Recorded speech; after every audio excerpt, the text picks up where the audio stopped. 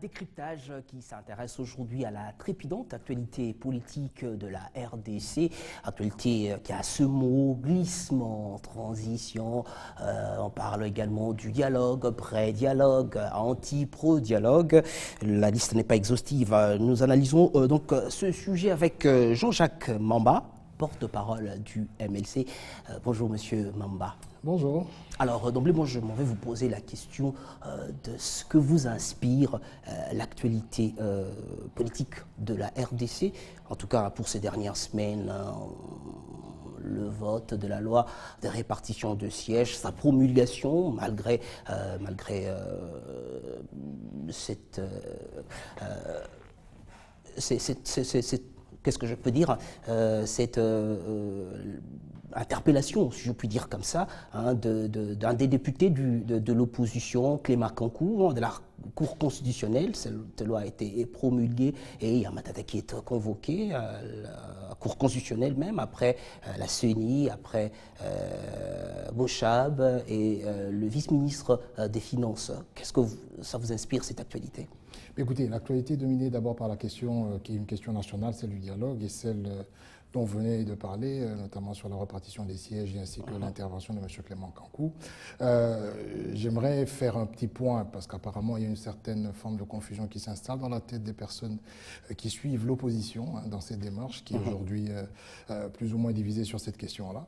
J'aimerais revenir sur la position du MLC avec votre permission et motiver cette position par 5 éléments. Nous avons dit non au dialogue, nous avons maintenu ce non au dialogue et nous avons comme ça 5 principales causes ou 5 principales raisons qui font que nous ne soyons pas d'accord d'aller discuter avec le chef de l'État, M. Kabila, ou d'aller dans un format de dialogue quelconque. La première raison sont les concertations nationales. Nous estimons qu'elles ont balisé à leur époque l'ensemble de la vie nationale et qu'elles méritaient une attention particulière en termes d'exécution de la part du chef de l'État et de son gouvernement. Ce qui n'a pas été le cas, et donc par manque d'exécution, ou par un taux d'exécution très faible, les résultats sont piètres et nous sommes toujours dans des difficultés. Donc c'est déjà une raison pour nous majeure pour ne pas aller rediscuter des choses sans assurance aucune que le chef de l'État et son équipe pourront en effet respecter les engagements pris lors des concertations nationales. La deuxième des raisons, c'est que nous, le MLC, en tant que parti républicain, nous sommes dans une logique de la consécration d'un état de responsabilité et non un état de constatation. C'est tout à fait aberrant que le chef de l'État se présente devant des chambres, fasse une allocution dans laquelle il explique qu'il n'y a pas des moyens. Le chef de l'État, il est garant de la nation, mais il est en même temps responsable. Il ne doit pas se limiter à constater qu'il n'y a pas de moyens, il doit dire pourquoi il n'y a pas de moyens, et il doit aussi dire quels sont les mécanismes qu'il a mis en place pour corriger cet état de choses. Ça, c'est la deuxième des choses. C'est-à-dire que le chef de l'État ne vient pas expliquer ce qu'il y a. Le chef de l'État vient, il trouve des solutions, il pose un problème et il a aussi des solutions. Il ne vient pas constater devant des assemblées qu'il n'y a pas de moyens, comme si ce pays, en 4 ans, était incapable de mobiliser, entre guillemets, 1 milliard, ce qui est tout à fait farfelu comme chiffre, pour mobiliser cet argent et faire des élections crédibles. Énumérez rapidement avant que je nous pose la question. Je continue. Oui. Donc la troisième raison pour laquelle nous n'irons pas au dialogue, c'est que finalement, parce que le chef de l'État s'est mis dans une posture de constat, et non pas dans une posture de responsabilité, il n'a pas pris ses responsabilités, nous constatons, au troisième point comme je vous le dis, qu'aucune sanction n'a été faite à l'encontre, par exemple, de M. Matata qui a renouvelé son mandat, lorsque le chef de l'État, qui est la première institution, qui est le garant de la nation, qui contrôle les finances de l'État, n'a même pas eu le temps de vérifier que les 250 millions qui devaient être approvisionnés chaque année pour organiser des élections ont été effectivement mis de côté. On met en cause aussi, on met en doute sa réelle volonté d'organiser ou de voir des élections dans lesquelles il ne devrait pas participer parce qu'il est à la fin de son mandat. Donc on met en doute au fait sa volonté réelle et il est considéré comme complice dans la mégestion de son gouvernement, c'est-à-dire la mégestion de M. Matata 1 dans son gouvernement 1 et son gouvernement 2. Ça, c'est la troisième raison. La quatrième raison est tout à fait simple, c'est-à-dire que nous pensons qu'à ce stade, notre pays est tout à fait capable avec ses partenaires d'organiser des élections en 14 mois. Il y a 14 mois pour atteindre la date du 27 novembre 2016. Avec un certain effort budgétaire, de la parcimonie budgétaire et l'appui de la communauté internationale, avec un budget tout à fait acceptable que peut présenter la CENI, avec des élections plus ou moins réalisables, il est tout à fait possible d'organiser des élections en 14 mois. Donc, si le chef de l'État prend ses responsabilités par rapport au serment qu'il avait pris, vous le savez très bien, lorsqu'il a prêté serment en 2011 de respecter la Constitution, qui est assortie de contraintes au niveau de l'article 220 donc concernant son mandat, si la réelle volonté est là, il va le faire. Et la cinquième raison raison pour laquelle, parce que je termine par là, Tout à fait. nous refusons d'aller au dialogue, c'est que nous refusons le glissement du mandat du chef de l'État.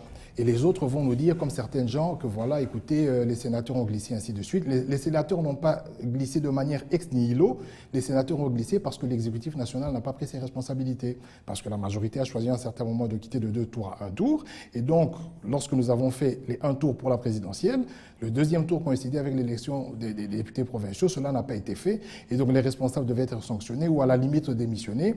Et comme je le dis, et pour répondre à tous ces amis, tous ces aînés aujourd'hui qui passent à la télévision pour dire Kabila désire, Kabila ceci, même si on donne un mandat de 50 ans au chef de l'État, lorsqu'il l'aura fini, il va quand même rencontrer dans sa rue, dans la rue, des personnes qui n'ont pas de travail, qui n'ont pas de boulot, des problèmes de santé, ne finiront jamais. Je veux dire que être chef de l'État, c'est un contrat, c'est une mission à durée déterminée. Et il faut apprendre à s'arrêter parce que c'est un contrat social. La Constitution le dit bien. Qu'on ait fini, qu'on ait fait assez ou pas, ceux qui sont meilleurs font le maximum en tenant compte de la même durée.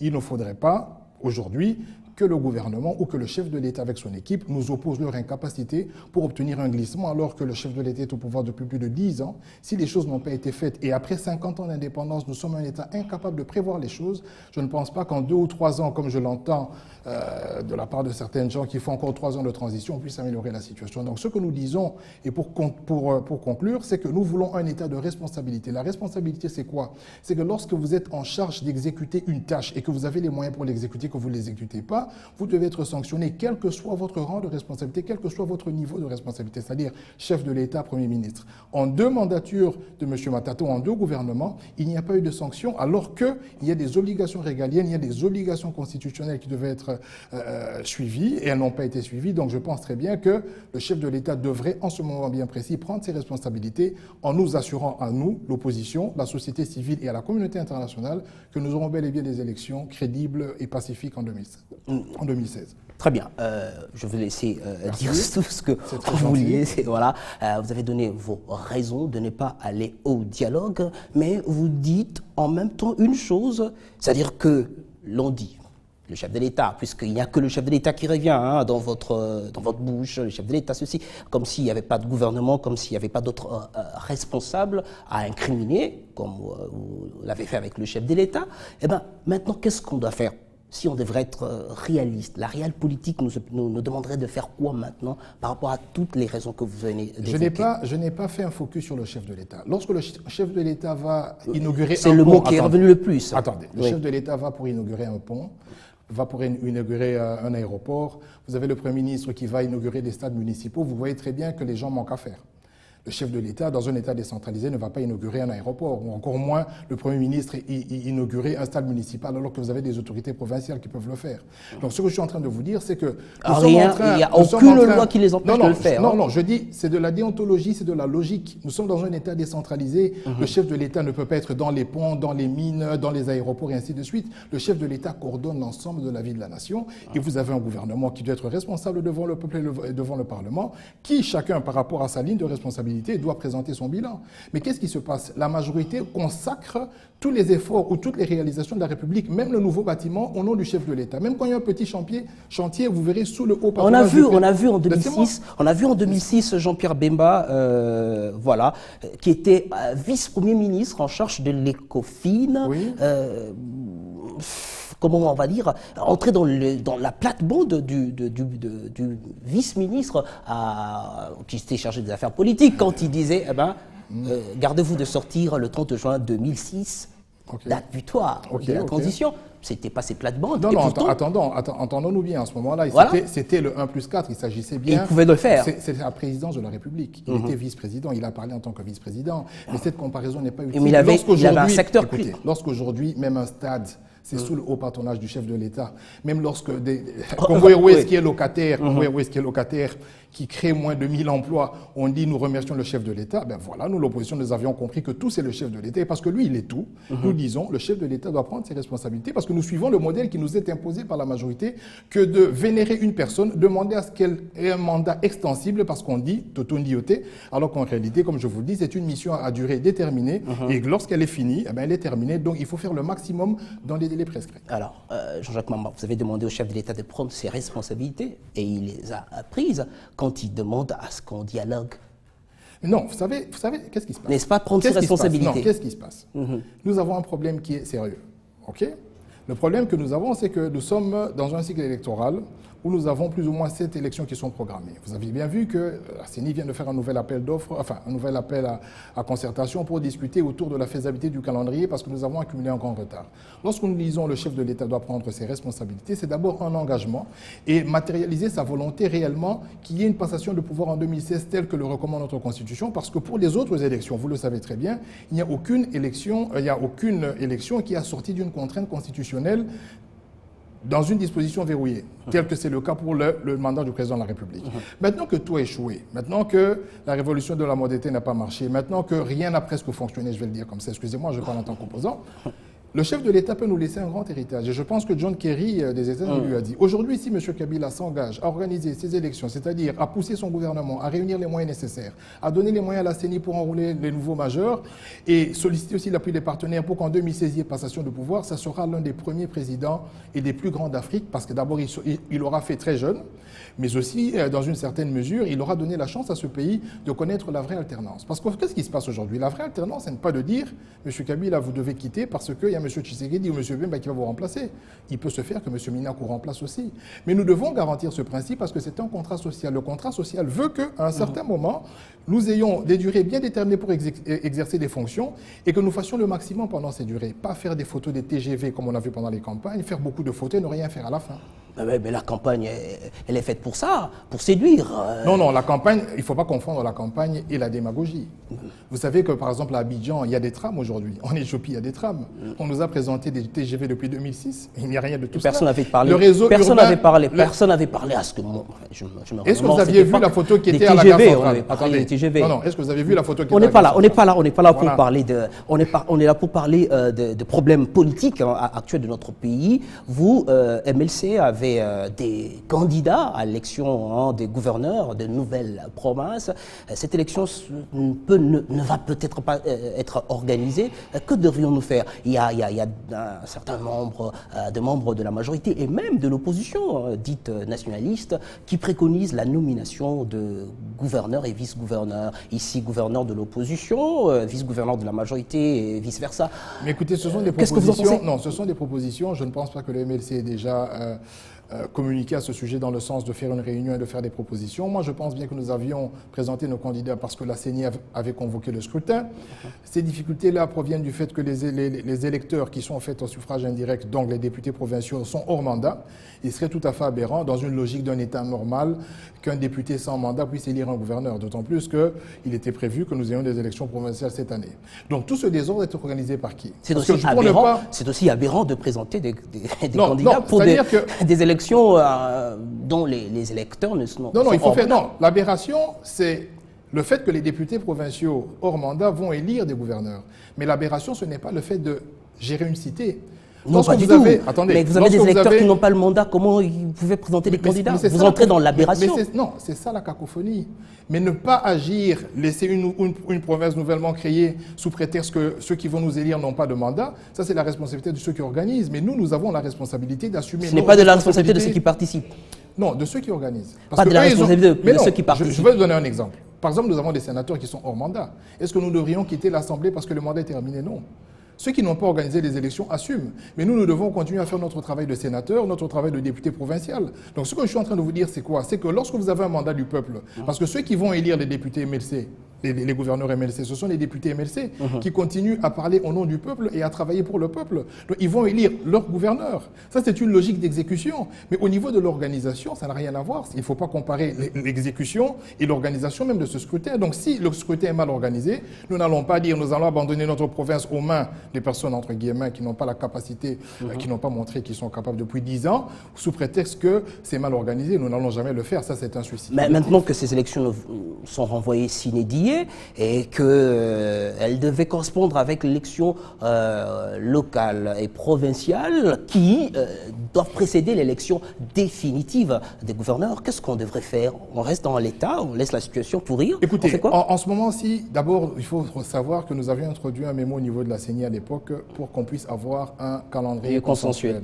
Ça veut dire qu'il pouvait nous éviter toutes ces choses. Dans le calendrier consensuel, nous avions proposé que les élections provinciales se fassent le plus vite, parce que c'était des arriérés électoraux, hein, les personnes qui sont hors mandat. On n'y est et pas.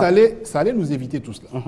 Nos propositions, nous n'avons jamais reçu de feedback. Simplement parce que la CENI n'a pas reçu les moyens et ça n'arrangeait pas la majorité que les choses soient claires. Pour la majorité, on doit créer le désordre. On doit faire des découpages. On doit créer le désordre pour justifier de manière tacite que nous sommes dans l'obligation de glisser ou de dépasser les mandats, notamment celui du chef de l'État. Donc, mais vous demandez à à la majorité, sinon au chef de l'État, de respecter la Constitution. Et le démembrement est constitutionnel.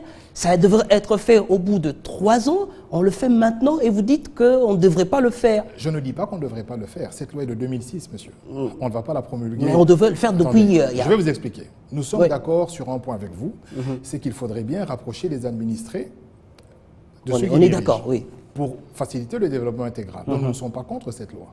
Mais nous disons que si nous faisons un bâtiment de 42 millions, qui est l'hôtel du gouvernement, entre guillemets, et qu'après avoir découpé, on constate... 41 millions. Vous dites 48 pour 1 million ou 2, bon, alors que le bâtiment à côté, hein, celui qui a BATT, là, n'a coûté que 11 millions. Donc si vous faites un bâtiment de 41 millions, alors que sur 26 provinces, vous n'avez pas doté ne serait-ce que chaque province d'un bâtiment d'1 million, c'est de l'aberration. Ça veut dire qu'il n'y avait jamais eu de réelle volonté de créer ces provinces. Ce que nous disons, c'est que si la loi de 2006... Alors on n'y va pas puisqu'il n'y a pas eu, selon vous... Nous pouvons y aller, mais c'est factice. Parce que ces provinces n'ont pas les moyens, parce que le gouvernement n'a pas le cap sur des priorités, il n'a pas hiérarchisé les priorités. Le gouvernement navigue à vue sans vision, monsieur. Donc ce que je suis en train de vous expliquer, c'est que les provinces existent. Moi, je suis du Kasaï central, j'en suis fier, mais je regrette qu'il n'y ait pas de bâtiment. Je regrette qu'il n'y ait pas un bâtiment pour la mairie, pour la police, et ainsi de suite. Et j'espère que le prochain président, raison pour laquelle nous disons allons carrément aux élections, parce que nos amis nous ont montré qu'ils sont incapables d'organiser l'État. Parce qu'ils n'ont pas prévu. Alors nous disons à nos amis, écoutez les amis, on vous a donné 10 ans, vous n'avez rien fait. Cette loi date de 2006, nous sommes en 2015, aucun bâtiment dans les provinces. Nous acceptons ces provinces, mais donnons-nous la chance d'avoir un nouveau président de la République qui va donner une autre dynamique pour que finalement nous puissions faire vivre ce pays. Ces provinces, ces nouvelles provinces, découlent des districts. Et ces districts existaient et avaient des bâtiments pour fonctionner. Savez, on peut commencer par là. On va être sérieux. Vous savez qu'à Kinshasa, déjà notre assemblée provinciale se réunit au collège Boboto.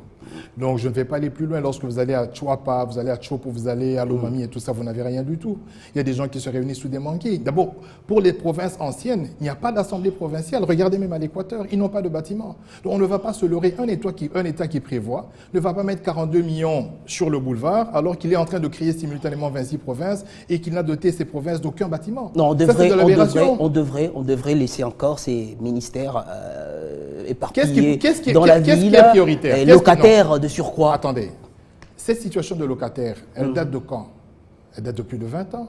Depuis toujours, on va dire. Mais voilà. Maintenant, avec la précipitation qu'on ne peut même pas expliquer, on découpe rapidement les provinces. C'était pas urgent? Si c'était pas urgent... pour quelque chose de prévu dans la Constitution qui devait se faire au bout de 3 ans. Ce qui se prévoit se prépare. Il faut matérialiser les textes. Les textes, c'est la Constitution. Vous pouvez promulguer, une loi, vous pouvez découper une province, mais il faut matérialiser, il faut donner à ces entités décentralisées un réel pouvoir, une réelle existence. Si vous ne le faites pas, et vous allez dans des choses qui ne sont moins intéressantes, oui, c'est vrai, les provinces existent. Il n'y a aucun membre de l'opposition, surtout pas du MLC, qui va contester cette loi. Nous sommes d'accord qu'il y ait de nouvelles provinces, mais nous constatons comme vous que l'État a échoué parce que ces provinces, au jour d'aujourd'hui, sont existantes que sur papier, mais dans les faits, l'État n'est pas présent. Vous n'avez pas répondu à ma question. De départ, c'était qu'est-ce qu'on fait maintenant qu'on ne peut pas organiser ces élections? On fait quoi? Non, je ne répondrai pas à cette question parce que nous pouvons organiser ces élections. Ce que nous demandons au chef de l'État, c'est de prendre ses responsabilités. Pas à la CENI qui doit organiser les élections au chef de l'État. On confond un peu les choses là. C'est le chef de l'État qui convoque le dialogue. La CENI est demandeuse de moyens. Non, on ne parle pas du dialogue, on parle du Quels sont les points soulevés au dialogue par le chef de l'État? Enrôlement le dialogue n'a pas encore eu lieu. Il a expliqué les questions qui seront débattues au dialogue. Il a parlé du financement des élections. J'ai posé une question. Je reviens sur la question. Il a parlé du financement. Il a parlé de l'enrôlement des nouveaux majeurs, n'est-ce pas? Oui. Et nous sommes en train de dire qu'il doit prendre ses responsabilités parce que la CENI est demandeuse de moyens. Donc ces questions-là peuvent être réglées et moi je suis sûr que la CENI, si on lui donne les moyens aujourd'hui, en 14 mois, elle peut enrouler le nouveau majeur et organiser les élections présidentielles. Mais ce sont les moyens. Donc le chef de l'État prend ses responsabilités en instruisant à son gouvernement, en collaboration avec les partenaires, de trouver les moyens pour organiser les élections dans le temps. C'est de ça que nous sommes en train de parler. Qu'est-ce que nous devons faire?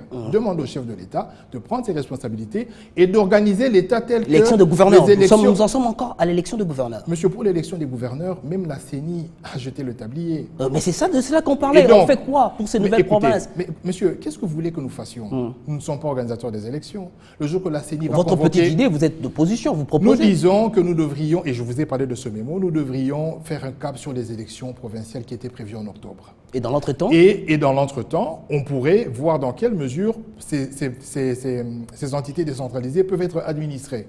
Nous pouvons avoir, par exemple, le président de l'Assemblée provinciale, des différentes assemblées provinciales, qui peuvent assumer l'intérim des gouverneurs. C'est tout à fait possible. On prend le doyen, c'est tout à fait possible. C'est la question à laquelle Donc, fallait... voilà.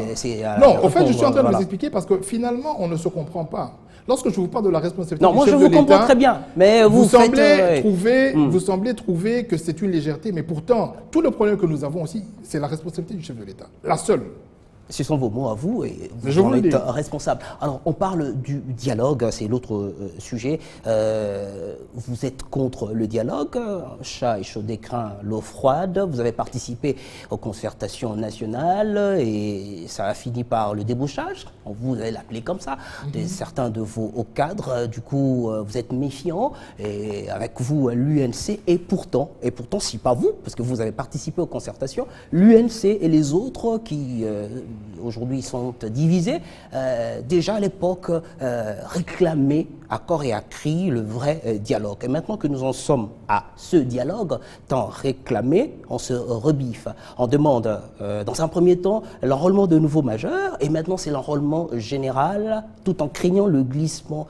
C'est quoi la lisibilité de tout cela? Bon, vous savez, nous sommes un parti quand même constant. Hein. Vous avez parlé de l'UNC, on pourra aussi parler de l'UDPS avec une position tout à fait asynchrone par rapport à cette question de dialogue.